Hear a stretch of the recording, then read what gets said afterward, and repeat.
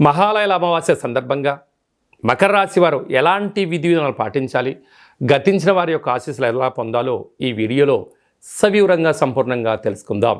మకర రాశిలో ఏ నక్షత్రాలు వస్తాయనగా ఉత్తరాషాఢ నక్షత్రంలోని 2, 3, 4 పాదాలు, శ్రవణ నక్షత్రంలోని 4 పాదాలు, ధనిష్ఠా నక్షత్రంలోని 1, 2 పాదములు కలిపితే మకర రాశి అవడం జరుగుతుంది. చాలామందికి పుట్టినటువంటి కాల సమయంలో డేటా బర్త్లో లేనటువంటి వారికి పేరు యొక్క మొదటి అక్షరాన్ని అనుసరిస్తూ ఆ రాశిని తెలుసుకునే ప్రయత్నం చేద్దాం.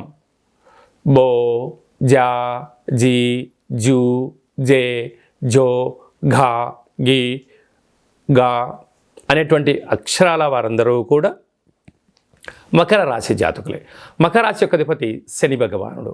వీరికి ఒకవైపు ఏలనాటి శని చివరార్ధ సంచార స్థితిలో జరుగుతుంది కనుక గతించినటువంటి వారి యొక్క రక్ష వీరికి శ్రీరామ రక్ష అని చెప్పి గమనించాలి. ధర్మం, న్యాయం, ఆధ్యాత్మికత, పితృదేవతల యొక్క ఆశీస్సులు వీళ్ళకైతే ఎప్పుడైతే ఉంటాయో శని భగవానుడి యొక్క ఆశీస్సులు కూడా వీరికి తోడవడం వలన శని భగవానుడు వెళ్తూ వెళ్తూ రాజ్య పట్టాభిషేకాన్ని ఇస్తారు అని చెప్పి గమనించగలగాలి. కనుక నేల మీద సంచరించేవారు కూడా మహారాజ యోగాన్ని వీరు అధిరోధించబోతున్నారని చెప్పి ప్రధానంగా గుర్తు పెట్టుకోగలగాలి.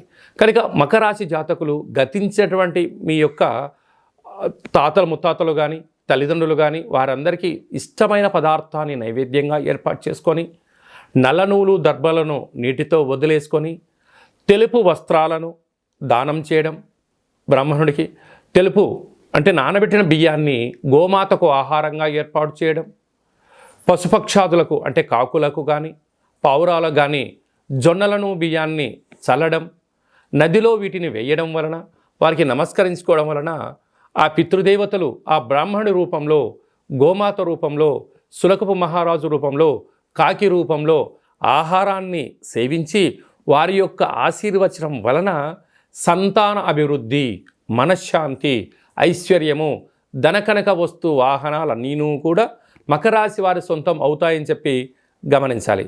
అలాగనే 2వ స్థానంలో శని భగవానుడు స్వక్షేత్ర సంచార స్థితి ఉండడం వలన దయచేసి అప్పులు ఇవ్వద్దు, అప్పులు తెచ్చుకోవద్దు. రెండిటి వలన ముప్పే పొంచి ఉంది.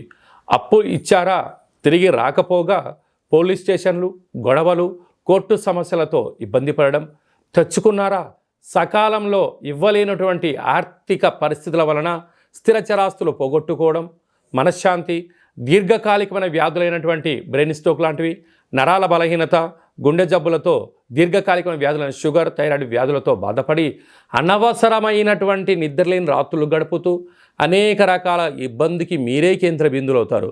అందుకే ఏదన్నా చెయ్యి, దయచేసి రుణం ఇవ్వద్దు, రుణం తెచ్చుకోవద్దు. మకర రాశి వారు ప్రధానంగా గుర్తు పెట్టుకోవాల్సిన మొదటి అంశం అని చెప్పి గమనించగలిగి. తృతీయంలో రాహు సంచార స్థితి.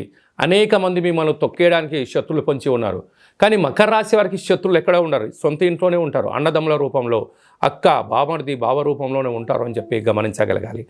5వ స్థానంలో గురువు. నూతనంగా వివాహమైన వారికి సంతాన యోగం. 6వ స్థానంలో కుజ సంచార స్థితి. గృహయోగం, వాహనయోగం, ధనయోగం మకర రాశి వారి సొంతం అని చెప్పి గమనించాలి.